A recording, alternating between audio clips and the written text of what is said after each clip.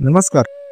आज आपण अनुभवणार आहोत भक्तिरसात नालेलं एक अवीट रत्न, सुंदर ते ध्यान म्हणजेच विठोबाच्या ध्यानाचं अमृत. थोडक्यात सांगायचं झालं तर या अभंगात तुकोबारायांनी आपल्यासमोर विठोबाचं ध्यान कसं करावं याचं अगदी जिवंत चित्र उभं केलं आहे. डोळे मिटले तरी ज्याचं ध्यान उभं राहतं तेच खरं सुंदर ध्यान. तर आपण हा संपूर्ण अभंग पाहणार आहोत. त्या अगोदर मी आपणास हा अभंग वाचून दाखवतो. सुंदर ते ध्यान उभे विटेवरी, करकटावरी ठेवून या. तुळशी हार गळा कासे पितांबर, आवडे निरंतर चैसी रूप. मकर कुंडले तळपती श्रवणी, कंठी कौस्तुभमणी विराजित. तुका म्हणे माझे हेची सर्व सुख, पाहिन श्रीमुख आवडीने. तर आपण या सिरीजमध्ये तुकाराम महाराजांची संपूर्ण गाथा आणि त्याचा अर्थ पाहणार आहोत.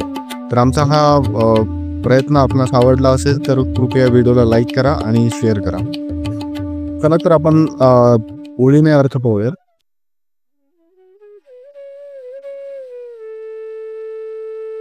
प्रथम आहे, सुंदर ते ध्यान उभे विटेवरी, करकटावरी ठेवून या. तर या ओळीचा अर्थ असा होतो, विठोबा विटेवर उभा आहे म्हणजेच विठ्ठलाचा आधार आहे शाश्वत. विठ्ठल आपल्याला शाश्वत आधार देण्यासाठी उभा असलेला आहे. कायम आपल्या भक्तासाठी एका हाकेच्या अंतरावर देण्यासाठी तो आपल्यासाठी उभा आहे. त्याचा एक हात कटीवर ठेवलेला आहे. हा हात दृढतेचा, प्रेमाचा आणि स्वार्थाचा प्रतीक आहे. जणू काही म्हणतोय, ए रे भक्तांनो, मी इथेच आहे, कायम तुमच्यासाठी थांबलेलो आहे.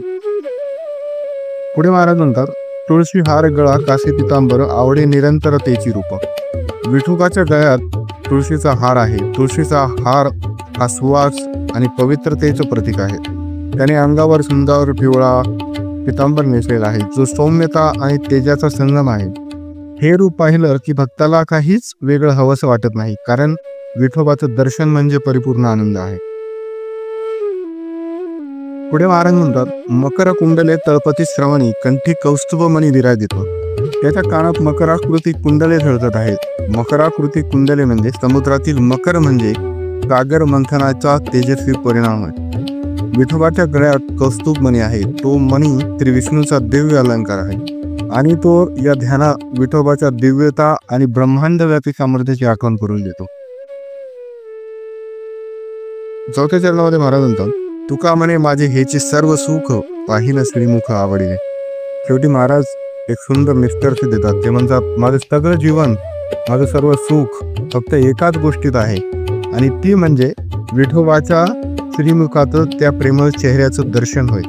ज्याच्या नजरेतच प्रेम आहे त्याच्या दर्शनानंतर मनाला दुसऱ्या गोष्टीची गरजच उरत नाही, असे महाराज म्हणतात. विठुरायाचं हे दर्शन फक्त डोळ्यांनी पाहणं नाही तर अंतःकरणाच्या नेत्रांनी त्याला अनुभवलं पाहिजे. कारण देव त्या डोळ्यांना दिसतो ज्याचं हृदय शुद्ध आणि भक्तिमय असतं. म्हणूनच सुंदर ते ध्यान म्हणजे नजरेच्या क्षणभंगुरते पलीकडचं आपल्या हृदयाला विठोबाच्या रूपाने भरून टाकणं. विठोबाचं जसं सुंदर ध्यान दररोज केल्यास भक्तांचं जीवनही विठोबाच्या कृपेने सुंदर होतं. तर हा व्हिडिओ आपणास आवडला असल्यास कृपया लाईक करा, शेअर करा आणि आमच्या चॅनलला सबस्क्राईब करा. पुन्हा भेटूया दुसऱ्या एखाद्या अभंगामध्ये. तोपर्यंत धन्यवाद.